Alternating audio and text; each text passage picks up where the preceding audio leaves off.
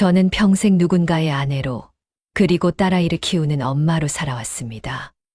남편의 밥상을 챙기고 아이가 학교에서 돌아오면 무엇을 먹일지 고민하는 일이 제 삶의 전부였습니다. 남들은 자식 다 키우고 나면 제 인생을 찾으라고들 했지만 저는 제가 누구인지 묻는 것보다 그저 누군가의 엄마, 누군가의 아내로 불리는 게 당연하고 편했습니다. 그런데 딸아이가 서울로 취업해 집을 떠나고 남편은 일에 파묻혀 하루 종일 얼굴 보기가 힘들게 되면서 제 삶은 완전히 다른 국면을 맞이하게 되었습니다. 집은 넓어졌지만 마음 둘 곳은 사라졌습니다. 거실에 앉아 멍하니 트로트 프로그램을 바라보고 유튜브로 연예인, 누가 사귀네, 누가 헤어지네 가십만 찾아보는 시간이 늘어났습니다. 처음에는 딸아이가 독립했으니 당연히 거쳐야 하는 과정이라고 생각했습니다. 하지만 시간이 지날수록 내가 가정 안에서 어떤 가치를 가진 사람인지, 나라는 존재가 도대체 무엇을 위해 살아가는 것인지 혼란스러웠습니다. 밥을 차리고 설거지를 하고 청소를 하는 일상은 반복되었지만 그 끝에는 항상 깊은 공허함이 따라왔습니다. 그래서 저는 교회에 나가기 시작했습니다. 처음부터 하나님의 뜻을 구하거나 신앙적으로 성숙해지고 싶다는 거창한 목적이 있었던 것은 아닙니다. 그저 사람들과 섞여서 제 존재를 확인받고 싶었습니다. 집에 혼자 있으면 마주할 대상이 없으니 교회에라도 나가야 사람들의 말소리를 듣고 외로움을 잊을 수 있을 것 같았습니다. 예배가 시작되기 전이나 끝난 뒤에 성도들과 모여 앉아 서로의 근황을 묻고 웃고 떠드는 그 시간이 저에게는 유일한 안식처였습니다. 그게 잘못된 시작이었던 것 같습니다. 저는 하나님을 찾으러 교회에 간 것이 아니라 사람의 위로를 얻으러 갔던 것입니다. 당연히 제 신앙은 사람에게 의존하게 되었습니다. 교회에 갈 때마다 집사님들을 붙잡고 딸아이 이야기를 꺼내거나 남편에 대한 서운함을 토로했습니다. 요즘은 딸이랑 연락하기가 왜 이렇게 힘든지 모르겠다며 말을 꺼내면 옆에 있던 권사님은 요즘 애들이 다 바쁘니 너무 서운하게 생각하지 말라고 대꾸했습니다. 그래도 저는 멈추지 않고 그래도 엄마인데 한 통화 정도는 할 수 있는 거 아니냐며 하소연을 이어갔습니다. 그러자 그 권사님은 저를 빤히 쳐다보며 집사님, 애들도 다 생각이 있을 텐데 너무 엄마 입장만 생각해서 다그치지 마시라고 쏘아붙이듯 말하고는 다른 사람을 찾으러 가버렸습니다. 그런 반응을 겪고도 저는 제 잘못을 깨닫지 못했습니다. 남편에 대한 서운함도 똑같이 쏟아냈습니다. 저녁에 돌아온 남편에게 하루가 어땠냐고 물어봐도 돌아오는 건 피곤하다는 말뿐이라며 다른 집사님에게 털어놓았습니다. 그 집사님은 제가 말을 꺼내자마자 아, 그랬어요 하며 시계를 쳐다보더니 제가 할 일이 좀 남아서요 하고 서둘러 자리를 피했습니다. 사람들은 저마다의 고민과 삶이 있는데 저는 제 외로움만 앞세워 그들의 귀를 막아버렸던 것입니다. 교회에 갈 때마다 저는 제가 듣고 싶은 말을 해줄 사람을 찾아 헤맸습니다. 제 마음을 알아주고 제 딸과 남편을 같이 욕해줄 사람을 찾았던 것 같습니다. 그러다 보니 교회 안에서 저는 말이 많은 사람, 피하고 싶은 사람으로 낙인이 찍혀갔습니다. 예배가 끝나고 다들 삼삼오오 모여서 즐겁게 교제하는데 저만 다가가면 분위기가 어색해지고 대화가 뚝 끊겼습니다. 제가 다가가는 것을 보고 슬그머니 자리를 옮기는 사람들의 뒷모습을 보며 억울한 마음이 들기도 했고 한편으로는 나라는 사람이 이렇게까지 미움받을 짓을 했나 싶어 괴롭기도 했습니다.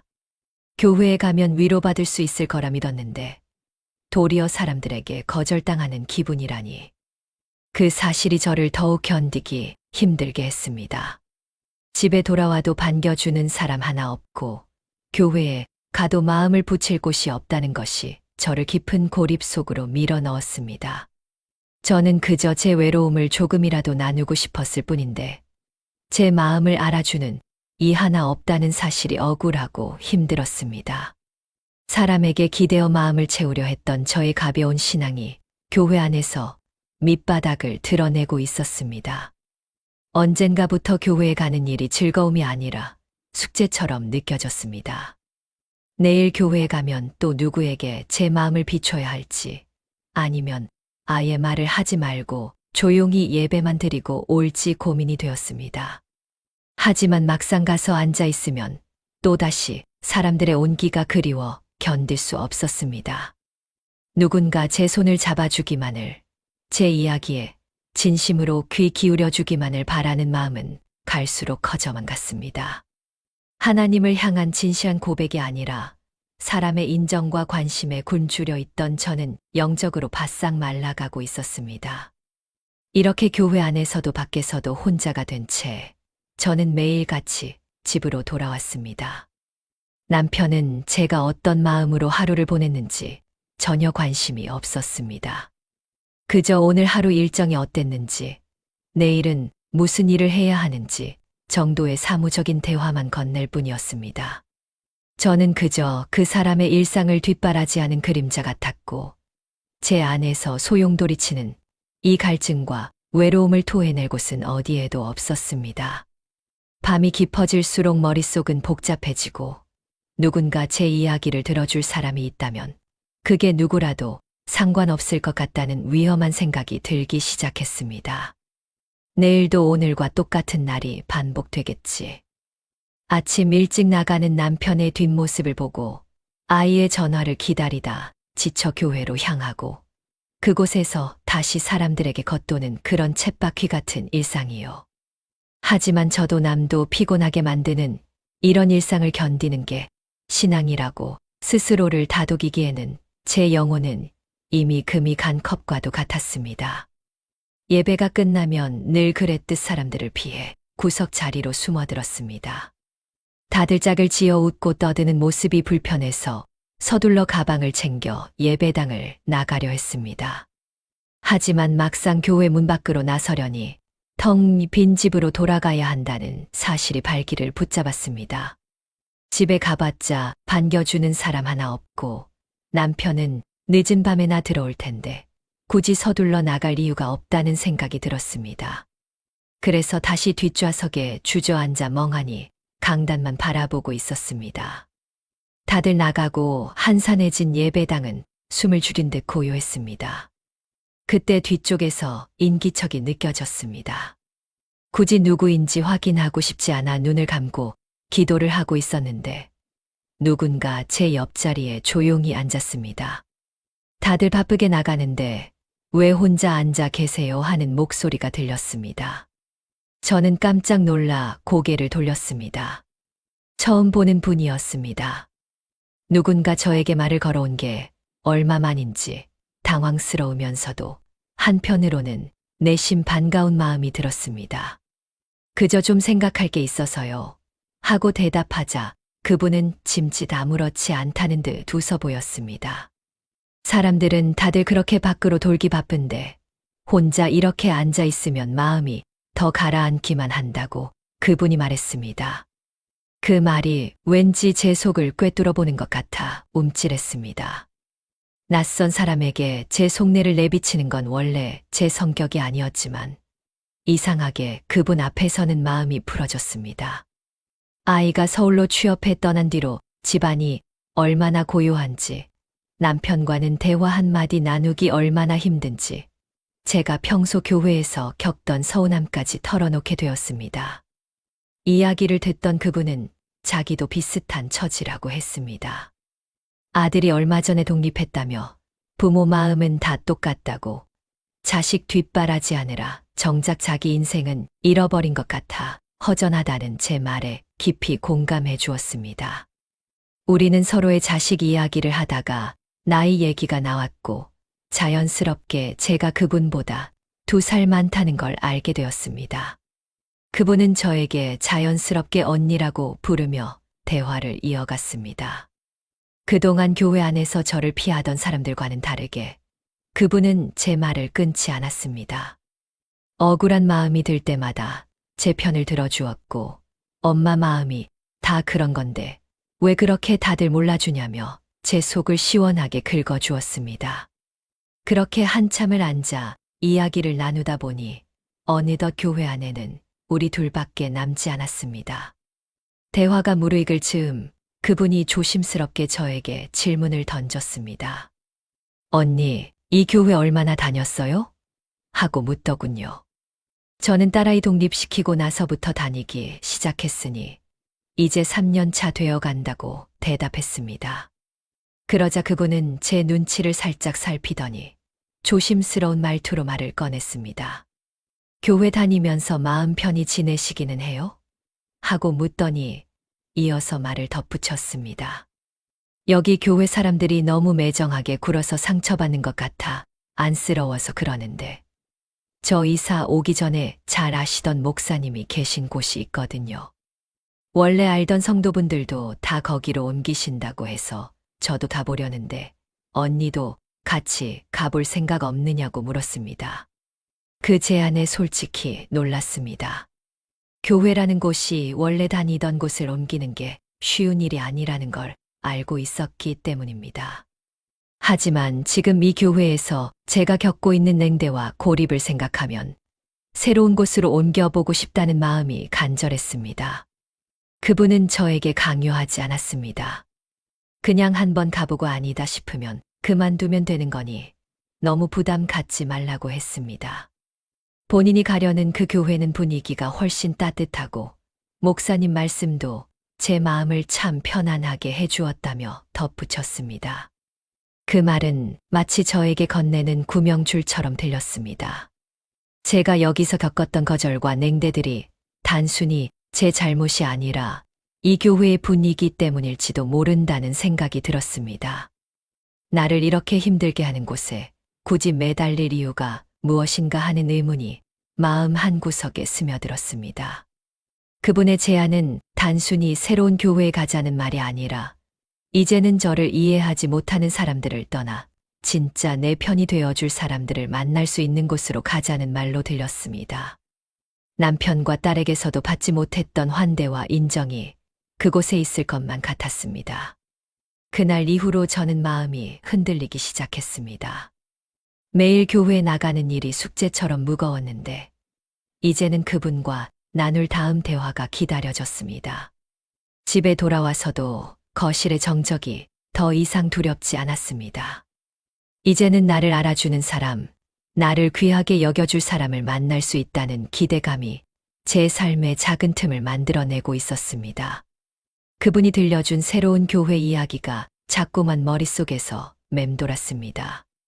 교회 사람들의 차가운 시선도, 집에 돌아오면 마주해야 하는 남편의 무관심도 이제는 크게 상관없었습니다. 곧 있으면 제가 마음 편히 쉴 수 있는 곳으로 갈 수 있을지도 모른다는 희망이 저를 숨 쉬게 했습니다. 저는 그 희망을 붙잡고 다음 주일의 교회에서 그분을 다시 만날 생각에 밤잠을 설쳤습니다. 그동안 제가 겪어왔던 수많은 거절의 기억들이 그분이라는 존재를 통해 조금씩 치유될 수 있을 것만 같았습니다. 처음으로 누군가에게 제 마음을 온전히 드러내고 그 마음을 이해받았다는 사실만으로도 저는 벅찬 감정을 느꼈습니다. 이것이 제가 그토록 찾아 헤매던 위로인지 아니면 더 깊은 수렁으로 빠져드는 과정인지 그때는 전혀 알지 못한 채 저는 그렇게 그분이 쳐놓은 다정한 그물 속으로 서서히 걸어 들어가고 있었습니다. 약속 장소는 번화가와는 거리가 먼 낡은 건물 3층에 있었습니다. 겉에서 보기에는 간판도 눈에 띄지 않았고 교회라기보다는 평범한 사무실을 빌려 쓰는 것 같은 모습이었습니다. 그곳으로 향하는 계단을 오를 때까지만 해도 저는 반신반의하는 마음을 지울 수 없었습니다. 그저 저를 이끈 성도가 보인 다정한 미소와 제 이야기를 끝까지 들어주던 태도 하나만을 믿고 발걸음을 옮겼을 뿐이었습니다. 문을 열고 들어서자 안쪽에서 몇몇 사람들이 모여 이야기를 나누고 있었습니다. 제가 들어서자 그들은 마치 기다렸다는 듯 저를 향해 시선을 돌렸습니다. 그곳에서 제일 먼저 저를 맞이한 것은 형식적인 인사치레가 아니었습니다. 그분들이 저를 향해 지어 보인 표정은 제가 예전 교회에서 받았던 냉담함과는 확연히 달랐습니다. 모여있던 사람들이 저에게 다가와 이야기를 많이 들었다고, 듣던 것보다 인상이 훨씬 좋으시다고 웃으며 인사를 건넸습니다. 누군가에게 환영받는다는 기분이 이렇게 생경하고도 반가운 일인지 그날 처음 알았습니다. 목사님은 저를 보자마자 웃으며 자리를 권했습니다. 보통의 목사님들이 성도들을 대할 때 보여주는 일정한 거리감이나 위험 같은 것은 느껴지지 않았습니다. 오히려 아주 가까운 친척을 만난 것처럼 저를 편안하게 대해 주었습니다. 목사님은 새신자 등록을 하며 저에게 다짜고짜 성경 구절을 읊거나 신앙의 잣대를 들이대지 않았습니다. 대신 그동안 남편과의 사이에서 어떤 갈등이 있었는지, 딸아이가 떠난 뒤 집에 혼자 남겨진 제 마음이 어떠했는지 차분하게 물어왔습니다. 저는 그 질문을 듣는 순간 목이 메어 말을 잇지 못했습니다. 그동안 다른 사람들에게 딸아이 이야기를 꺼내면 다들 바쁘다는 핑계로 서둘러 대화를 끊어버렸는데 이곳의 목사님은 달랐습니다. 제 이야기를 하나하나 다 받아 적지는 않았지만 제가 무슨 말을 할 때마다 고개를 끄덕이며 진심으로 공감해 주었습니다. 남편이 얼마나 무심한 사람인지, 딸아이가 얼마나 야속하게 느껴지는지 털어놓는 동안 제 눈에는 어느새 눈물이 고여 있었습니다. 목사님은 제가 말을 마칠 때까지 기다려 주었습니다. 제 이야기를 들어주는 것만으로도 저는 이 사람이 정말 내 편이라는 확신을 갖게 되었습니다. 등록과 예배를 마치고 밖으로 나오자 성도들이 준비한 작은 식사가 마련되어 있었습니다. 식사 자리에 둘러앉자 사람들이 저에게 관심을 보여주었습니다. 그분들은 오늘 처음 온 저에게 오늘 처음이라 어색하지는 않으시죠? 우리가 혹시 불편하게 하는 건 아니고요? 라며 다정하게 말을 걸었습니다. 그분들은 저를 누구의 엄마나 누구의 아내로 부르지 않았고 이전 교회에서 사용하던 직분으로 부르지도 않았습니다. 그저 제 이름을 불러주며 이것 좀 드셔보세요. 입에 맞으시려나 모르겠네 하며 일상적인 대화를 이어갔습니다. 그 짧은 배려 하나가 저에게는 그 어떤 보석보다 귀했습니다. 제가 세상에서 그토록 갈구하던 존재감을 여기서 확인받는 기분이었습니다. 집으로 돌아가는 길은 올 때와는 전혀 다른 기분이었습니다. 이전 교회에서는 예배가 끝나고 집으로 돌아가는 길이 마치 사형장으로 끌려가는 것처럼 무겁고 쓸쓸했습니다. 누구 하나 내 마음을 알아주지 않는다는 생각에 발걸음이 무거웠고 집에 도착하면 마주할 적막이 두려웠습니다. 하지만 그날은 달랐습니다. 오늘 그곳에서 나를 대하던 사람들의 눈빛과 목소리가 계속 머릿속을 맴돌았습니다. 내가 처음으로 사람 대접을 받았다는 사실이 저를 들뜨게 했습니다. 집에 돌아와 보니 남편은 평소와 다름없이 거실에 앉아 텔레비전을 보고 있었습니다. 남편이 돌아왔느냐고 묻는 말에 건성으로 대답하고는 곧장 방으로 들어갔습니다. 예전 같았으면 남편이 왜 저녁을 늦게 차려주느냐고 핀잔을 주거나 오늘 하루가 어땠는지 묻지 않는다고 서운함을 토로했을지도 모릅니다. 하지만 그날은 남편의 무심함이 별로 크게 다가오지 않았습니다.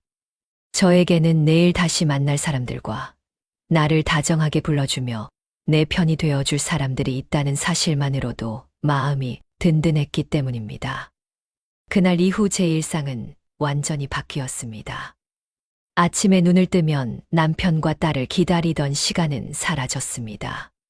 대신 교회 모임 사람들과 나누었던 대화들을 곱씹고 오늘 하루는 그분들과 어떤 연락을 나눌지 고민하는 시간으로 채워졌습니다. 이제 휴대폰은 단순히 연락을 기다리는 수단이 아니었습니다. 그곳 사람들과 실시간으로 안부를 묻고 서로의 고민을 공유하는 통로가 되었습니다. 남편이 밥을 먹자고 부르는 소리도 귀찮게 들릴 뿐이었습니다. 제 마음은 이미 그곳에 가 있었고 그곳에서 느끼는 환대가 진짜 제 삶이라고 믿게 되었습니다. 이전 교회 사람들이 저를 피했던 이유도 이제는 알 것 같았습니다. 그분들은 진심으로 내 아픔을 공유할 줄 모르는 형식적인 사람들이었던 것입니다. 반면 이곳의 사람들은 제 아픔을 자신의 것처럼 느끼고 제 상처를 덮어주었습니다. 이런 차이를 모르고 그동안 형식적인 예배에만 매달려 있었던 시간이 아까울 지경이었습니다. 저는 이제 이전 교회에 미련이 없었습니다. 그곳은 껍데기뿐인 장소였고 이곳이야말로 제가 그토록 찾아 헤매던 안식처라는 확신이 들었습니다. 매일같이 그분들과 연락을 주고받으며 저는 점점 더 깊이 그 모임에 빠져들었습니다. 가족들의 안부보다 모임에서 들려주는 목사님의 위로와 성도들의 다정한 안부 인사가 더 중요해졌습니다. 제 삶의 중심이 가정에서 그 모임으로 서서히 옮겨가고 있었습니다.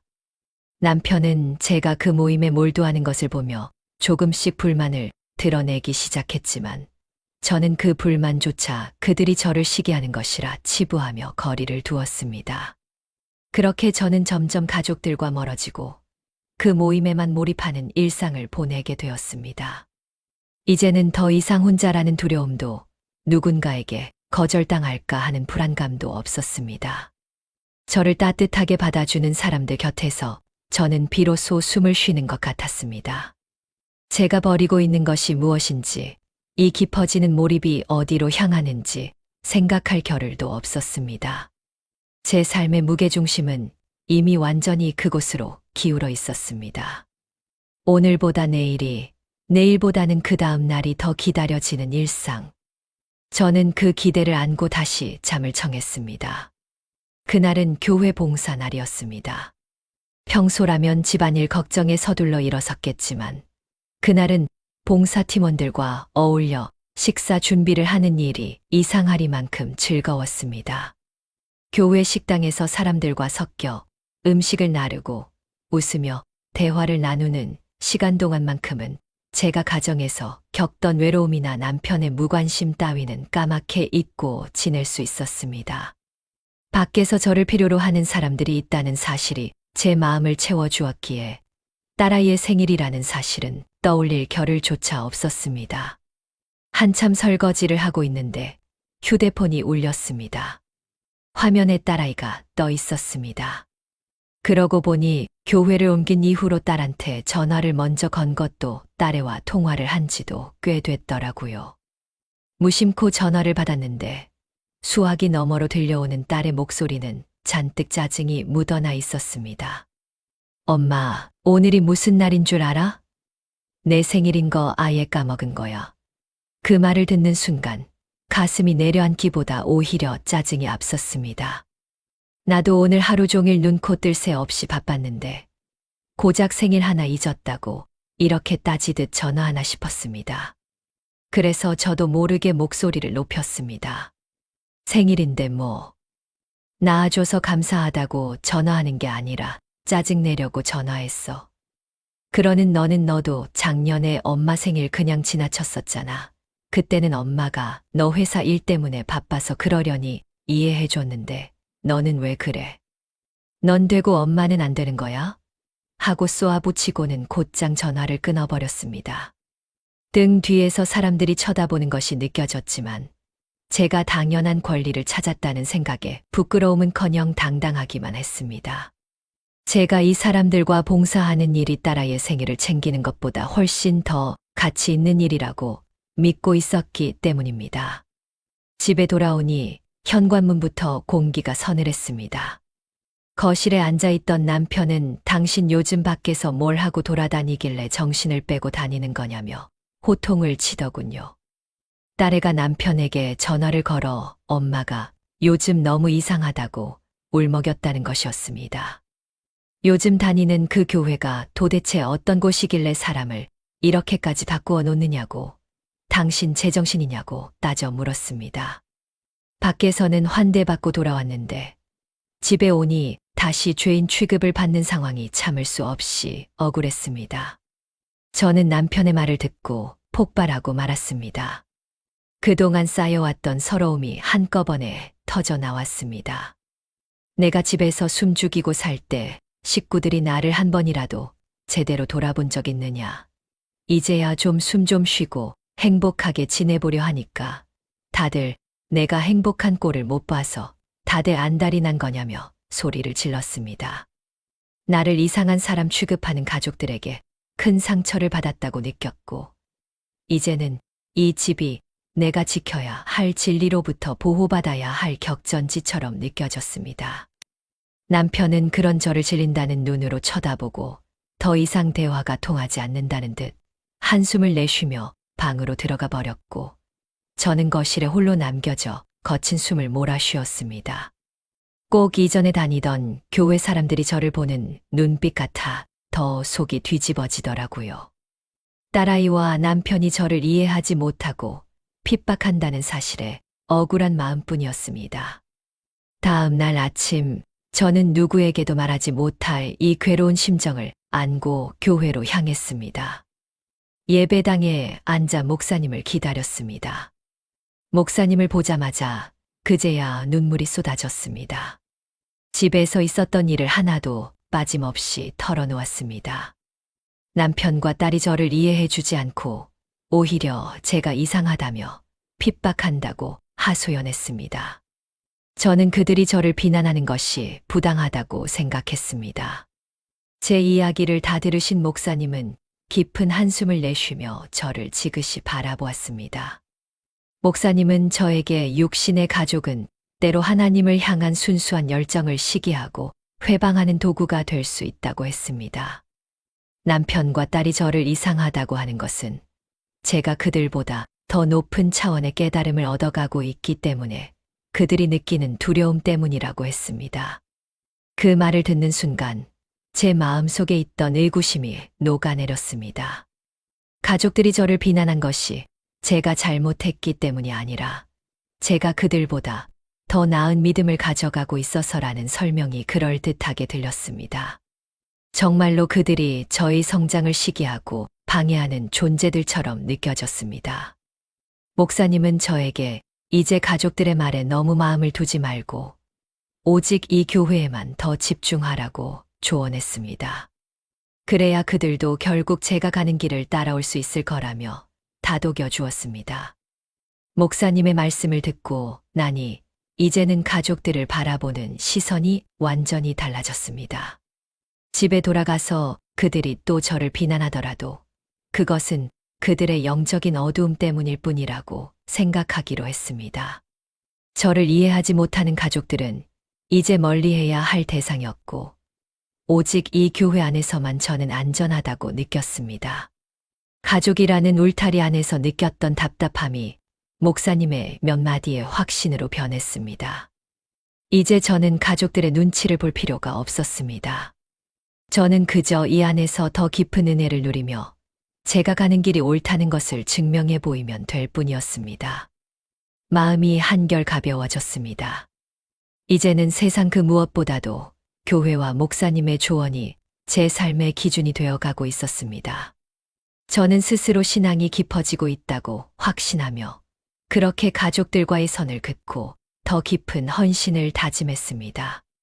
그날 이후로 목사님과의 상담은 더 잦아졌고 그 내용도 걷잡을 수 없이 깊어졌습니다. 성도님, 이제는 세상의 낡은 껍질을 벗어던질 때가 된 것 같습니다. 라고 하셨습니다. 가족이라는 이름으로 묶여있는 혈육의 정이 결국 성도님의 영적인 성장을 가로막는 가장 큰 장애물이라는 말씀이셨습니다. 이혼이라는 단어를 직접 꺼내지는 않았지만 목사님의 말씀은 분명했습니다. 현재의 가정이 제 영혼을 갉아먹고 있으니 이제는 그 굴레를 스스로 벗어던지고 하나님 앞에서 온전히 홀로 서야만 비로소 거듭날 수 있다는 뜻이었습니다. 처음에는 가슴이 덜컥 내려앉았지만 목사님의 말씀을 듣고 나니 그것이 오히려 제가 살 길이라는 확신이 들었습니다. 이 가정에 묶여 있으면 저는 평생 하나님께 다가갈 수 없을 것 같았습니다. 그날 이후로 저는 남편과 딸, 그리고 우리가 평생을 바쳐 일궈온 재산들을 달리 보기 시작했습니다. 그것들은 더 이상 안락한 삶의 기반이 아니라 제가 구원으로 나아가는 길을 무겁게 짓누르는 새 속의 짐처럼 느껴졌습니다. 남편과 함께 쌓아온 세월이 이제는 아무런 의미도 없는 껍데기처럼 보였습니다. 모든 것을 정리하는 것이야말로 제가 이 세상에서 할 수 있는 마지막 정화 작업이라고 생각했습니다. 이혼은 가족을 버리는 것이 아니라 저와 그들이 각자의 길에서 서로의 짐을 내려놓기 위한 필연적인 과정이라고 스스로 세뇌했습니다. 며칠 뒤 저녁 저는 식탁에 앉은 남편과 딸에게 차분하게 이혼을 요구했습니다. 이미 수없이 연습했던 말이었지만 막상 입 밖으로 내뱉으려니 심장이 뛰었습니다.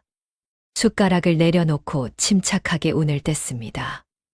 이제는 더 이상 이렇게 사는 게 우리 모두에게 도움이 되지 않는 것 같다고, 각자의 길을 가는 게 좋을 것 같다고 말했습니다. 순간 식탁 위에는 무거운 정적이 흘렀습니다. 찰나의 침묵을 깨고 남편의 목소리가 벼락처럼 터져 나왔습니다. 도대체 제정신이야? 이게 무슨 헛소리야? 남편은 쥐고 있던 숟가락을 식탁에 내동댕이 치며 소리를 질렀습니다. 얼굴은 순식간에 불그락푸르락 변해 있었고 금방이라도 무엇을 집어던질 것 같은 기세였습니다. 이게 지금 당신 입에서 나올 소리냐고, 우리가 어떻게 살아왔는데 당신이 지금 이딴 식으로 뒤통수를 치냐며 분노를 쏟아냈습니다. 남편의 고함 소리에 집안이 울릴 정도였고 저는 남편의 그런 격양된 반응을 보며 오히려 더 차가워졌습니다. 대화가 아니라 일방적인 비난이 쏟아졌지만 저는 담담하게 우리의 관계가 여기서 끝임을 다시 한 번 못 박았습니다. 그 옆에 있던 딸아이는 아빠의 분노와는 또 다른 충격에 빠져 있었습니다. 엄마, 지금 제정신이야. 도대체 무슨 바람이 불어서 이러는 거야? 엄마가 진짜로 왜 그래? 도대체 우리가 엄마한테 뭘 그렇게 잘못했는데? 딸은 펑펑 울며 제 옷소매를 붙잡고 매달렸습니다. 엄마, 제발 정신 좀 차려. 내가 엄마를 얼마나 사랑하는데 어떻게 나한테 이런 상처를 줘? 엄마가 다니는 그곳이 대체 어떤 곳이길래 우리 가족을 이렇게 망가뜨려? 이건 말도 안 돼. 당장 그만둬. 딸의 다급하고 서러운 외침이 제 귀를 찌르듯 파고들었습니다. 하지만 그 눈물조차 저를 죄책감으로 묶어두려는 감정적인 호소로밖에 들리지 않았습니다. 저는 딸의 손을 차갑게 뿌리쳤습니다. 너도 나중에 시간 지나면 엄마를 이해할 날이 오겠지. 하루라도 빨리 마음 편해지라고 엄마가 항상 기도할게. 너도 더 이상 엄마 괴롭히지 말고 이만 놔줘라. 그날 밤 집안은 아수라장이었습니다. 남편은 거실에서 밤새도록 제게 욕설과 비난을 퍼부었습니다. 내가 미쳤구나. 목사라는 사람이랑 짜고 집안을 풍비박산 내는구나. 당신이 지금 제정신인지 의심스럽다. 라는 말들이 끊이지 않았습니다. 딸은 방문을 잠그고 나오지 않은 채 밤새 흐느꼈습니다. 저는 제 방에 앉아 이혼 서류를 챙기며 제가 내린 결정이 정말로 최선인지 다시 한번 되새겼습니다. 남편과 딸이 겪고 있을 고통과 분노를 모르는 바는 아니었습니다. 하지만 제가 이곳에서 느끼는 영적인 자유와 평안을 포기하면서까지 다시 예전의 답답한 일상으로 돌아갈 수는 없었습니다. 왜 가족이라는 이름으로 저를 이토록 힘들게 하는지 오히려 야속하기만 했습니다. 얼마 뒤 법적 절차를 밟기 위해 집을 나서던 날은 유난히 날씨가 맑았습니다. 남편은 문 밖을 나서는 저를 향해 다시는 돌아오지 말라며 마지막 독서를 퍼부었고 딸아이는 회사에 긴 휴가를 내고 방 안에 틀어박혀 있었습니다. 현관문을 닫고 나오는데 뒤에서 들려오는 남편의 고함과 딸의 울음소리가 귓가를 맴돌았습니다. 하지만 저는 뒤를 돌아보지 않았습니다. 이 문을 나서면 다시는 가족이라는 이름으로 함께할 수 없다는 것을 알았지만 새로운 삶을 시작한다는 생각에 마음이 차분해졌습니다. 제 손에 들린 짐 가방은 가벼웠고 앞으로 펼쳐질 미래에 대한 기대감으로 발걸음은 깃털처럼 가벼웠습니다. 집을 나와 가장 먼저 향한 곳은 당연히 교회였습니다. 목사님을 뵙고 이 모든 상황을 보고했습니다. 제 결단을 들으신 목사님은 이제야 진정한 믿음의 길로 들어섰다며 저를 격려해 주셨습니다. 모든 세속적인 인연을 끊어내고 하나님과 교회에만 집중하게 된 것을 진심으로 축하한다며 앞으로는 더 큰 은혜가 있을 것이라 하셨습니다. 목사님의 칭찬을 듣는 순간 그동안 저를 괴롭히던 죄책감이나 미련은 모두 사라졌습니다. 오히려 내가 가족을 버린 것이 아니라 하나님을 택한 것이라는 확신만이 남았습니다. 이제 저는 완벽하게 혼자가 되었습니다. 하지만 전혀 외롭지 않았습니다. 저를 이해해주고 받아주는 사람들이 있는 이곳이 제 유일한 안식처이자 진짜 가족이라고 믿었습니다. 재산을 정리하며 남긴 돈을 교회 헌금으로 바치기로 했습니다. 그것이야말로 제가 이 세상에서 짊어지고 있던 마지막 짐을 내려놓는 방법이라 생각했습니다. 성도들은 저를 보며 참으로 대단한 결단을 했다며 저를 성녀처럼 떠받들었습니다. 그들의 시선 속에서 저는 내가 정말 특별한 선택을 한 사람이 된 것 같은 착각에 빠져들었습니다. 가족들이 겪고 있을 고통을 생각할 겨를도 없었습니다. 그저 내가 선택한 이 길이 옳다는 것만을 증명하고 싶었습니다. 목사님과 성도들의 지지 속에서 저는 그렇게 제 삶의 가장 중요한 부분을 끊어내고 새로운 세계로 걸어 들어갔습니다. 이제는 세상의 그 무엇도 저를 방해할 수 없다는 생각에 마음이 한없이 평온했습니다.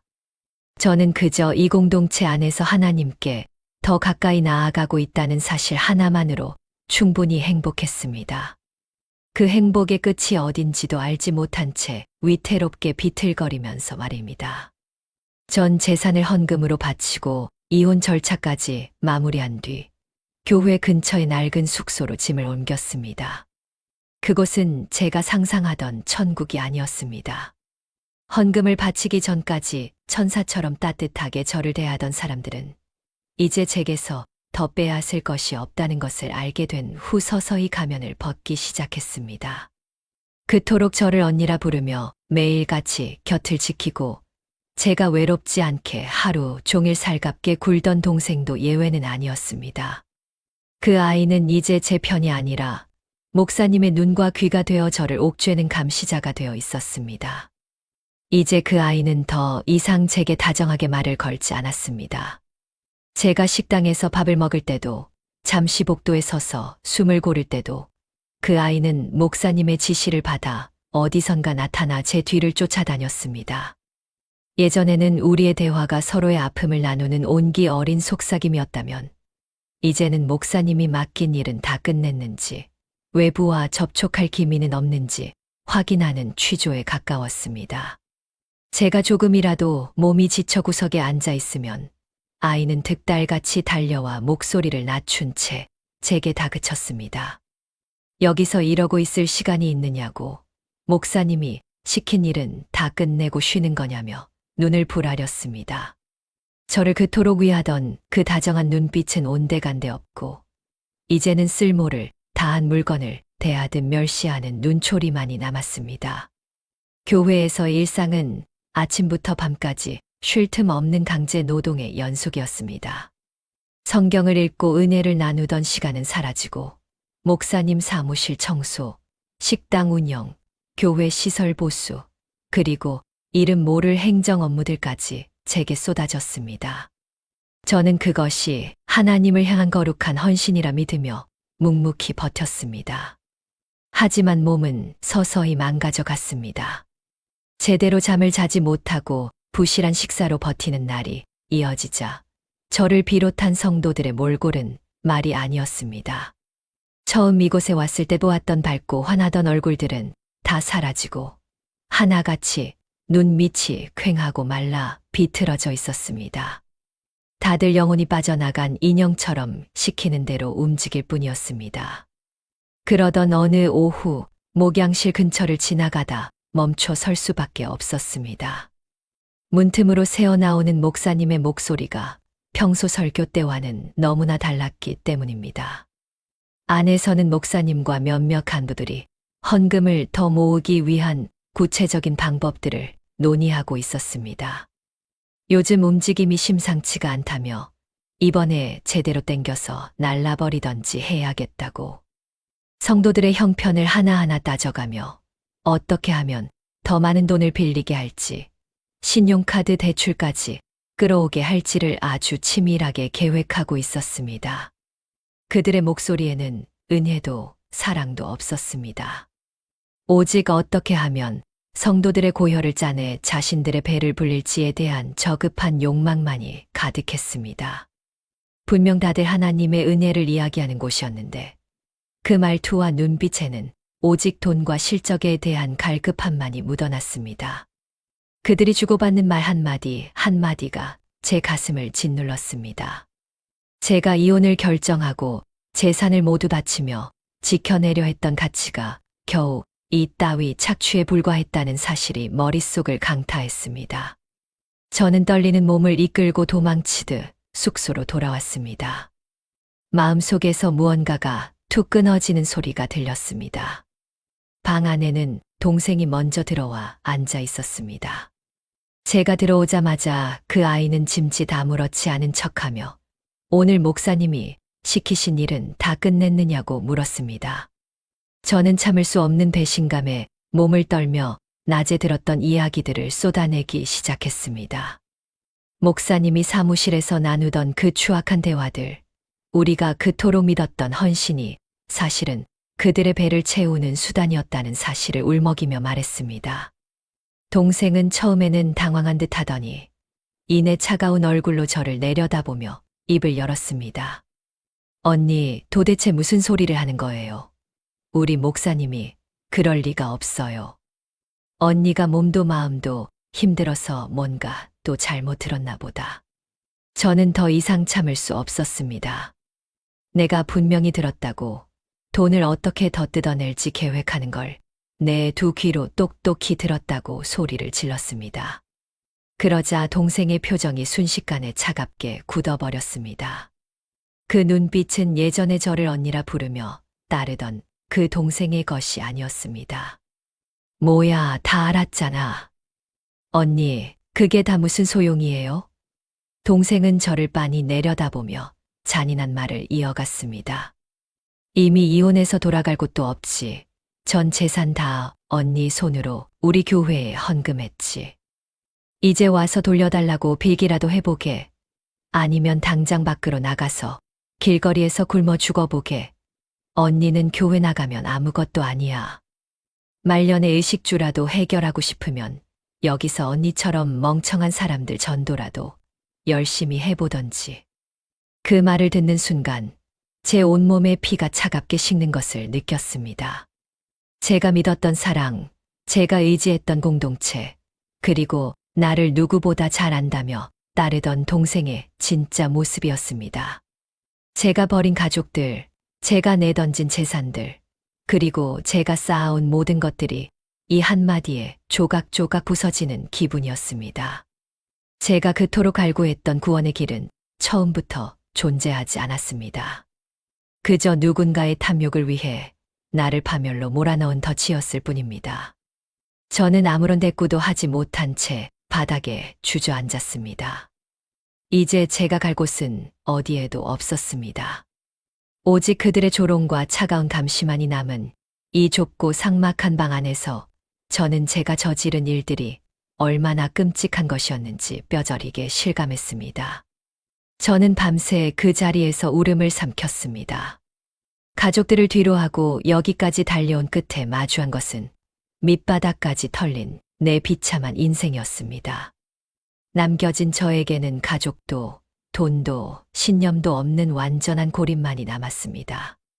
제가 그토록 믿고 싶었던 하나님의 은혜는 어디에도 없었습니다. 남은 것은 누군가의 탐욕을 위해 짓밟힌 제 삶뿐이었습니다. 이 모든 게 꿈이기를 바랐지만 주먹으로 내리친 가슴은 생경하게 저려올 뿐이었습니다. 한동안 교회 안팎에는 한동안 알 수 없는 긴장감이 감돌았습니다. 목사님이 중직들과 머리를 맞대고 성도들의 고혈을 마지막으로 짜내려는 이유도 아마 그것이었겠지요. 외부로부터 날아든 압박은 이미 목사님과 간부들의 입을 통해 여러 차례 언급되곤 했습니다. 헌금을 돌려달라는 가족들의 항의가 거세지고 피해자들이 모여 고소장을 준비하고 있다는 소문이 돌면서 교회는 그야말로 살얼음판을 걷고 있었습니다. 저는 그저 이곳이 하나님의 성전이라고만 믿었기에 세상의 법적인 문제들이 왜 일어나는지 깊게 생각하지 않았습니다. 하지만 목사님과 간부들이 밤새 서류를 파쇄하고 중요한 장부들을 챙겨 분주하게 움직이는 모습에서 무언가 잘못되어 가고 있음을 본능적으로 느꼈습니다. 그러던 어느 날 새벽녘 요란한 사이렌 소리가 들려왔습니다. 이미 오래전부터 피해 가족들의 끈질긴 추적과 수사기관의 내사가 진행되고 있었고 오늘이 바로 그들이 들이닥치기로 한 날이었던 모양입니다. 갑작스러운 당제 해산 명령과 함께 경찰과 검찰 인력이 교회를 봉쇄했습니다. 하지만 목사님과 주요 간부들은 이미 뒷문을 통해 종적을 감춘 뒤였습니다. 남겨진 것은 영문도 모른 채 쫓겨나는 성도들의 비명과 아수라장이 된 예배당뿐이었습니다. 저를 감시하던 동생마저 어디론가 사라진 뒤 저는 짐 한 보따리를 든 채 텅 빈 거리로 밀려났습니다. 아무런 예고도 없이 제가 평생을 바쳐 믿어왔던 천국이 무너져 내리는 순간이었습니다. 도심의 거리는 매정할 만큼 차가웠습니다. 가진 것이라곤 입고 있는 옷과 낡은 가방 하나가 전부였습니다. 전 재산을 헌금으로 바치고 이혼까지 해버린 저에게 남은 것은 아무것도 없었습니다. 거리를 배회하다가 켜져 있는 가게의 지역 뉴스 속 TV 화면에서 목사님의 사진을 보았습니다. 뉴스에서는 교회의 비리와 거액의 횡령, 그리고 목사님의 해외 도피 사실을 보도하고 있었습니다. 그 앵커의 목소리는 제 인생 전체가 사기극의 희생양이었다는 사실을 잔인할 정도로 선명하게 확인해 주었습니다. 제가 지켜내려 했던 그 신념이 사실은 누군가의 탐욕을 채우기 위한 땔감에 불과했다는 사실이 머릿속을 강타했습니다. 터덜터덜 걷다가 인적이 드문 공원의 차가운 벤치에 주저앉았습니다. 밤 공기는 얼음장처럼 차가웠지만 제 속에서 끓어오르는 수치심은 그보다 훨씬 더 뜨거웠습니다. 그때 비로소 깨달았습니다. 저는 처음부터 신앙을 찾으러 간 것이 아니었습니다. 딸아이를 먼저 떠나보내고 남편과 벽을 쌓은 채 외로움에 몸부림치던 제 마음의 짐을 다른 사람들에게 떠넘기고 싶었을 뿐이었습니다. 나의 아픔을 이해해 줄 곳이 필요했고 내가 가장 고결한 사람이라는 착각을 확인받고 싶어 그곳에 갔던 것이었습니다. 하나님을 만나고 싶었던 것이 아니라 그저 내 외로움을 받아줄 감정 쓰레기통이 필요했던 것입니다. 성도들을 붙잡고 내 슬픔만 쏟아내며 그들이 나를 위로해 주는 것에 취해 있었던 지난 날들이 주마등처럼 스쳐 지나갔습니다. 저는 다른 사람들의 고통에는 눈을 감은 채 나의 괴로움만을 최고로 여기며 이기적으로 신앙을 이용했습니다. 내 옆에 있던 가족들이 얼마나 고통스러웠을지, 내가 쏟아내던 그 독한 감정들이 얼마나 그들의 마음을 갉아먹었을지, 이제야 그 무게가 느껴져 가슴이 찢어지는 것 같았습니다. 저는 처음으로, 정말 처음으로 진심을 다해 기도했습니다. 길바닥에 앉아 엉엉 소리를 내며 엎드렸습니다. 하나님, 저는 하나님을 찾은 것이 아니었습니다. 그저 나의 죄를 합리화하고 내가 사랑받고 있다는 확인을 받고 싶었을 뿐입니다. 내가 이토록 끔찍한 선택을 한 것은 내가 그토록 이기적인 사람이었기 때문입니다. 이 지옥 같은 곳에서 누군가를 원망할 자격조차 저에게는 없습니다. 모든 것이 제 선택이었고 그 선택의 대가는 너무나 가혹합니다. 통곡이 멈추지 않았습니다. 차가운 아스팔트 위에서 저는 제 잘못을 하나씩 짚어보며 참회했습니다. 제 욕심 때문에 고통받았을 남편과 딸의 얼굴이 떠올랐습니다. 그들의 사랑을 외면하고 그들을 악마처럼 몰아세우며 집을 나갔던 제 잔인한 모습이 선명하게 보였습니다. 하나님, 저를 이렇게 비참하게 만들어서라도 제 눈을 뜨게 해주셔서 감사합니다. 하지만 한 가지만 간절히 부탁드립니다. 제가 저지른 이 어리석은 죄악이 저 때문에 고통받은 제 가족들에게 더 이상의 흉터로 남지 않게 해주세요. 제가 짊어져야 할 이 고통은 얼마든지 달게 받겠습니다. 그러나 제 가족들만은 저의 이 어리석은 선택 때문에 인생이 더는 무너지지 않게 지켜주세요. 그동안 저는 타인을 위로한다는 핑계로 나의 만족만을 채워왔습니다. 내가 쏟아냈던 그 말들이 남들에게는 은혜가 아니라 그저 고통스러운 짐이었다는 사실을 이제야 알 것 같습니다.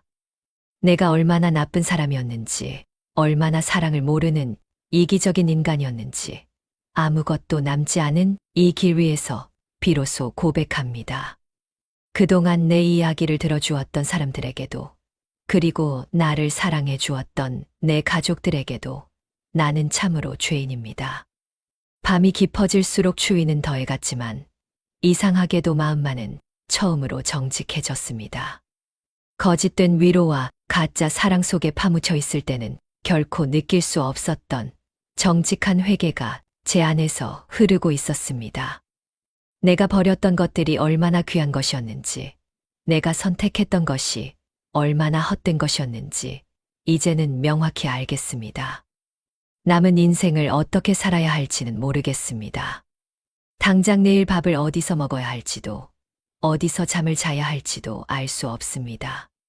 그러나 적어도 이제는 헛된 환상에 기대어 남 탓을 하거나 나를 감정의 늪에 빠뜨리는 일은 하지 않겠습니다. 하나님, 저를 용서해달라는 말조차 사치인 것을 압니다. 그저 제 가족들이 겪었을 그 긴 고통의 시간들을 묵묵히 짊어지고 살아가겠습니다. 제가 저지른 이 어리석음의 대가를 치르는 동안 제 가족들의 마음 속에 남은 상처가 조금이라도 치유될 수 있다면 그것만으로도 충분합니다. 길가에 앉아 울부짖으며 저는 비로소 껍데기뿐인 신앙을 벗어던지고 나라는 한 사람의 가장 밑바닥을 마주했습니다. 이제는 더 이상 숨을 곳도 변명할 곳도 없습니다. 저는 그저 이 추운 거리에서 내가 얼마나 잘못된 길을 걸어왔는지, 내가 얼마나 사랑받을 자격이 없는 사람이었는지, 하지만 그럼에도 불구하고 내 가족이 얼마나 나를 사랑했었는지를 되새기며 참회의 눈물을 쏟아냈습니다. 이제는 더 이상 기도할 힘조차 남아있지 않았습니다. 억지로 쥐어짜던 회개의 목소리조차 잦아들고 의식은 어둠 속으로 서서히 잠겨가고 있었습니다. 얼마나 시간이 흘렀는지 알 수 없었습니다. 육신은 서서히 감각을 잃어가고 세상의 소음마저 멀어져 가는 그 아득한 어둠 속에서 누군가 제 이름을 다급하게 부르는 소리가 들렸습니다. 분명 꿈이라고 생각했습니다. 너무나 배가 고프고 추운 나머지 뇌가 헛것을 만들어내는 것이라 여겼습니다. 그러나 제 어깨를 잡고 거칠게 흔드는 손길은 지나치게 생생했습니다. 누군가 저를 껴안고 흐느끼는 소리, 따뜻한 온기가 옷감을 뚫고 전달되는 감각에 힘겹게 눈꺼풀을 들어 올렸습니다. 눈앞에 보인 것은 꿈속에서나 그리던, 아니, 이제는 다시는 볼 수 없으리라 체념했던 남편과 딸의 얼굴이었습니다. 세상이 무너지는 소리를 들으며 집을 나설 때 그들의 얼굴에 서려 있던 분노와 슬픔은 온데간데 없었습니다. 그들은 저를 보자마자 아이처럼 엉엉 울음을 터뜨리며 제 몸을 으스러져라 끌어안았습니다. 저는 아무 말도 할 수 없었습니다. 그저 멍하니 그들을 바라볼 뿐이었습니다. 이게 정말 현실인지 아니면 제가 굶주림 끝에 꾸는 환상인지조차 분별할 수 없었습니다. 저를 안고 울고 있는 딸의 어깨가 떨리고 있었고 남편은 제 얼굴을 연신 쓸어내리며 울먹였습니다. 어떻게 이곳을 찾았느냐고, 나 같은 사람을 어떻게 다시 찾아내었느냐고 입을 열려고 했지만 목소리는 나오지 않고 울음만 터져 나왔습니다. 남편은 헝클어진 제 머리카락을 넘겨주며 쉬지 않고 눈물을 닦아냈습니다. 뉴스를 보고 저희 처지를 알게 되었고 제가 길을 헤매고 있을 것이라는 생각에 단 한순간도 잠들지 못한 채 밤새 거리를 돌아다녔다는 것이었습니다. 그의 말을 듣는 순간 저는 시선을 아래로 떨어뜨렸습니다. 그제야 남편의 발이 보였습니다. 그는 집에서 나오면서 신발조차 제대로 챙겨 신지 못했는지 한쪽은 파란색 슬리퍼를, 다른 한쪽은 회색 슬리퍼를 신고 있었습니다. 서둘러 집을 나서느라 짝짝이 슬리퍼를 신은 것조차 인지하지 못할 만큼 그는 제 걱정 하나로 제정신이 아니었던 것입니다. 그 짝짝이 슬리퍼를 보는 순간 참았던 눈물이 툭 터지듯 쏟아졌습니다. 저를 미워할 이유가 충분한 사람들, 제가 저지른 짓을 생각하면 평생을 저주해도 모자랄 사람들이 오히려 저를 다시 받아주기 위해 그 차가운 밤길을 헤매고 다녔다는 사실이 가슴을 후벼 팠습니다. 저를 살리러 온 이들은 천사가 아니었습니다. 그들은 그저 제가 가장 잔인하게 상처 입혔던 바로 그 사람들이었습니다. 제가 버렸던 제 가족이었습니다. 딸아이는 젖은 눈으로 저를 바라보며 엄마, 이제 집에 가자, 우리 집으로 가자고 말했습니다. 그 말 한마디가 제 모든 방어 기제를 무너뜨렸습니다. 제가 꿈꾸던 하나님의 은혜는 멀리 있는 신비한 빛이 아니었습니다. 저를 미워할 수 있는 권리를 스스로 포기하고 저를 찾아 헤매다 짝짝이 슬리퍼를 신은 채 나타난 이 사람들의 모습이야말로 제가 받아야 했던 가장 큰 은혜였습니다. 가족의 손길이 제 손을 향해 뻗어왔습니다. 내가 그토록 냉정하게 뿌리쳤던, 그래서 결국은 놓쳐버렸다고 생각했던 그 따뜻한 손들이었습니다. 자격 없는 나를 향해 다시 내밀어진 그 손을 붙잡는 순간 제 안의 모든 오만함과 고집이 바스러졌습니다. 이제는 더 이상 숨길 것도 숨을 곳도 없었습니다. 가족들은 아무런 추궁도 하지 않고 저를 일으켜 세웠습니다. 제가 저지른 일들이 결코 가볍지 않다는 것을 압니다. 앞으로 갚아야 할 죄의 무게가 얼마나 무거운지, 그들이 겪어야 했던 고통이 얼마나 깊었는지도 잘 압니다. 하지만 그들은 저를 비난하는 대신 저의 차가워진 손을 자기들의 코트 주머니 속에 넣고는 온기를 불어넣어 주었습니다. 그 온기가 제 온몸으로 퍼져 나갔습니다. 저는 처음으로 제가 왜 가족을 잃어버렸었는지, 그리고 왜 이토록 헛된 곳을 헤매었는지 알 것만 같았습니다. 사랑은 소유하거나 증명하는 것이 아니라 이렇게 무조건적으로 저를 찾아내어 다시 집으로 이끄는 것임을 밑바닥까지 내려가고 나서야 깨달았습니다. 저는 조용히 그들의 손을 맞잡았습니다. 아주 오랫동안 잃어버렸던, 그러나 가장 가까이에서 저를 기다리고 있었던 진짜 세상으로 비틀거리는 발걸음을 옮기기 시작했습니다. 집으로 돌아왔습니다.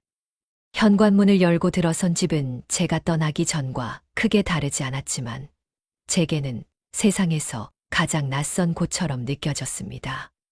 제가 파괴하고 도망쳤던, 다시는 돌아오지 못할 것 같았던 그 공간에 발을 들이는 순간 압도적인 죄책감이 온몸을 짓눌렀습니다. 남편과 딸은 저를 다그치거나 지난 일을 캐묻지 않았습니다. 그저 제가 다시 돌아왔다는 사실 하나만으로 안도하는 듯 보였습니다. 저는 그들의 배려가 너무나 버거워 짐가방을 놓기도 전에 욕실로 향했습니다. 뜨거운 물을 틀고 몸을 씻어내리기 시작했습니다. 그동안 제가 짊어지고 있던 위선과 가식, 그리고 신앙이라는 이름으로 포장했던 그 모든 더러운 껍데기를 다 벗겨내고 싶었습니다. 비누 거품을 내어 몸을 닦을 때마다 밖에서 겪었던 그 비참한 시간들과 제가 저질렀던 어리석은 행동들이 물과 함께 흘러내렸습니다. 깨끗하게 몸을 씻고 나오니 비로소 제가 누구인지, 지금 어디에 있는지 조금은 실감이 났습니다. 거실로 나오니 남편과 딸이 소파에 나란히 앉아 저를 기다리고 있었습니다. 우리는 식탁에 둘러앉았습니다. 밥 한 그릇을 앞에 두고 우리는 한동안 아무 말도 하지 못했습니다. 서로의 눈치를 보느라 숟가락을 드는 것조차 조심스러웠지만 정막 속에 흐르는 감정은 이전의 그것과는 확연히 달랐습니다. 정적을 깬 것은 남편이었습니다. 그는 밥을 먹는 대신 묵묵히 저를 바라보며 입을 열었습니다. 제가 집을 나간 뒤로 그들은 가만히 앉아 저를 원망하고만 있었던 게 아니라고 말했습니다. 남편은 제가 당신을 이해하지 못해 겉돌 때 우리는 당신이 예전에 다니던 교회를 찾아갔었다고 했습니다. 당신이 왜 그렇게 외로워했는지, 왜 사입이라는 늪에 빠질 수밖에 없었는지 그 이유를 알고 싶어서 당신의 옛 성도들을 만나 당신의 성격과 평소의 고민, 그리고 당신이 겪었던 아픔이 무엇이었는지 물어보고 다녔다고 했습니다. 남편은 그때 당신이 우리를 미워한 게 아니라 당신 스스로가 만든 외로움의 방에 갇혀 우리가 건네는 손길을 보지 못한 것뿐이라는 이야기를 들었다고 했습니다. 그 말을 듣는 순간 숟가락을 쥔 제 손이 심하게 떨렸습니다. 저는 늘 가족들이 저를 이해하지 못한다고 불평하며 그들을 원망했는데 정작 저를 이해하기 위해 가장 먼 길을 돌아간 사람들은 바로 그들이었습니다. 딸아이도 숟가락을 내려놓으며 담담하게 말을 보탰습니다. 엄마가 사라진 뒤 엄마를 이해하려고 도서관에서 심리상담 책을 찾아보고 엄마가 좋아했던 시집을 읽으며 엄마의 마음을 더듬어 보던 시간들을 이야기했습니다. 딸은 엄마가 집을 나간 것이 엄마 잘못이 아니라 우리가 엄마의 마음을 미리 헤아리지 못한 탓이라며 오히려 자신을 자책했습니다. 남편 또한 당신의 빈자리를 보며 그동안 무심했던 자신의 일상을 뼈저리게 회개했다고 했습니다. 서로가 서로를 향한 원망 대신 각자가 겪었던 고통과 회개를 담담하게 털어놓는 동안 식탁 위에는 긴장감이 아닌 깊은 이해가 흐르기 시작했습니다. 그들은 저를 정죄하지 않았습니다. 저라는 사람이 왜 이렇게 무너져 내릴 수밖에 없었는지를 그들은 저보다 먼저 고민하고 있었던 것입니다. 저는 그 대화 속에서 제 신앙의 민낯을 마주했습니다. 제가 밖에서 그토록 갈구했던 신적인 용서는 사실 가장 인간적인 이들의 고백 속에 이미 와 있었습니다. 저는 하나님을 찾는다며 집 밖으로 도망쳤지만 정작 하나님이 저를 용서하고 다시 부르시는 방식은 이 평범한 식탁 위에서의 대화였습니다. 서로의 부족함을 인정하고 서로의 아픔을 숨기지 않고 꺼내 보이는 이 서툰 과정이야말로 제가 그토록 찾아 헤매던 기적임을 깨달았습니다. 억지로 짜내던 가짜 기도가 아닌 가족들의 진심 어린 고백 앞에서 쏟아져 나오는 눈물은 멈추지 않았습니다. 하나님, 제가 틀렸습니다. 나의 신앙은 처음부터 거짓이었고 오직 제 외로움을 채우기 위한 이기적인 욕망이었습니다. 당신의 사랑은 이미 제 곁에 있었는데 저는 그것을 외면하고 돌을 던졌습니다. 가족이라는 이 작고 보잘것없는 울타리야말로 당신이 제게 주신 진짜 성전이었음을 이제야 깨닫습니다.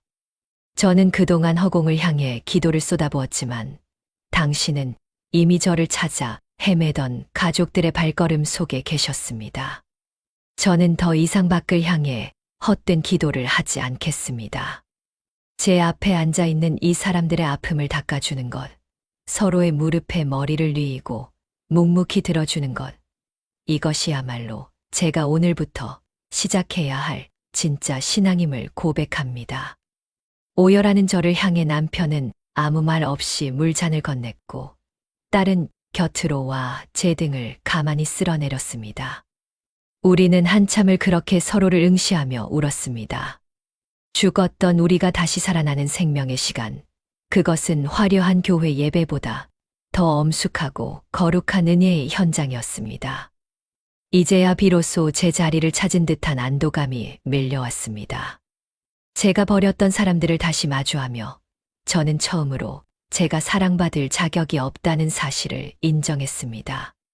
하지만 그럼에도 불구하고 자격 없는 저를 여전히 품어주는 이들의 온기 속에서 저는 다시금 삶을 시작할 용기를 얻었습니다.